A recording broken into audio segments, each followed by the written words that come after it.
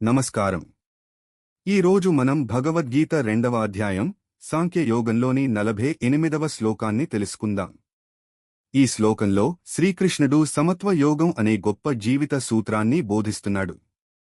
శ్లోకం 2.48 యోగస్థః కురు కర్మాణి సంగం త్యక్త్వా ధనంజయ సిద్ధ్యసిద్ధ్యో సమో భూత్వా సమత్వం యోగ ఉచ్యతే.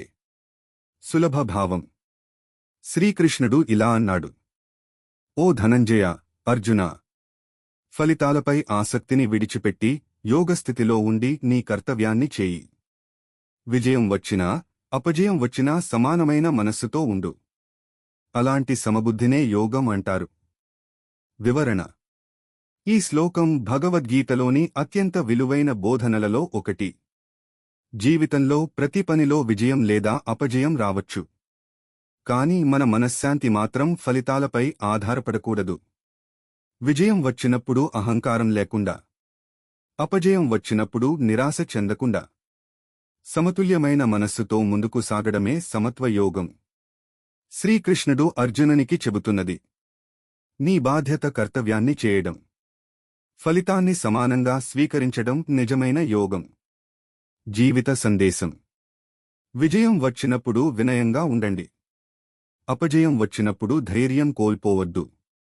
ఫలితాల కన్నా కర్తవ్యంపై దృష్టి పెట్టండి. సమబుద్ధితో జీవించడం నిజమైన ఆధ్యాత్మికత. ఈ శ్లోకం మనకు చెబుతోంది: సమబుద్ధితో చేసిన ప్రతి కర్తవ్యం యోగమే. సుఖం, దుఃఖం, లాభం, నష్టం, విజయం, అపజయం అన్నింటినీ సమానంగా స్వీకరించినప్పుడు మన జీవితం ప్రశాంతంగా, ఆనందంగా మారుతుంది. ఇలాంటి భగవద్గీత శ్లోకాల సులభ భావం మరియు జీవిత పాఠాలు తెలుసుకోవాలంటే మా ఛానల్ను సబ్స్క్రైబ్ చేయండి. వీడియో నచ్చితే లైక్, షేర్ చేయండి. మీ అభిప్రాయాన్ని కామెంట్ ద్వారా తెలియజేయండి. ధన్యవాదాలు. శ్రీకృష్ణార్పణమస్తు.